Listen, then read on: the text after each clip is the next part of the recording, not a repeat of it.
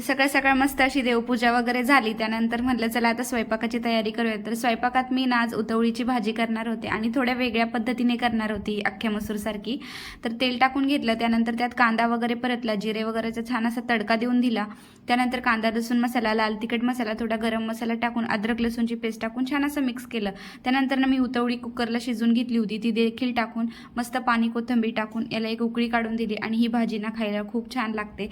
त्यानंतर आज आम्ही चाललो होतो बाहेर, खूप दिवसातून बाहेर चाललो होतो. केरळमध्ये एवढी गरमी आहे तरी आम्ही एवढं पॅकिंग होऊन चाललो होतो, कारण आज आम्ही मूवी बघायला चाललो होतो. तर आतमध्ये ना खूप थंडी असते एसीमुळं. तर खूप दिवसातून असं मूवी बघायला चाललो होतो, कारण श्रीषा जेव्हा 10 महिन्याची होती ना तेव्हा आम्ही मूवी बघायला गेलो होतो. तेव्हा पुष्पा 2 मूवी होता आणि आतमधला सगळा अंधार बघून श्रीषा खूप घाबरायला लागली. त्यानंतर मग आम्ही मूवी पाहायला गेलोच नाही. त्यानंतर मग म्हणलं आता श्रीषा थोडी मोठी झाली तर आता चला आपण एकदा जाऊ मूवी बघायला, पाहून देते की नाही. पण आतमध्ये गेल्याच्या नंतर ना श्रीषाने काहीच एडवणी केलं नाही, आम्हाला अगदी शांतपणे मूवी बघून दिला आणि ती थोडी पण रडली नाही आणि तिने पण छानपैकी मूवी एन्जॉय केला. तर ती लहान होती त्यावेळेस, तेव्हा म्हणून तिने पाहून नसन दिला. त्यानंतर मग मस्त असं थोडासा ब्रेक टाईम झाल्याच्या नंतर श्रीषा अशी बाहेर फिरली आणि मूवी वगैरे संपला. मूवी पाहायला खूप छान होता.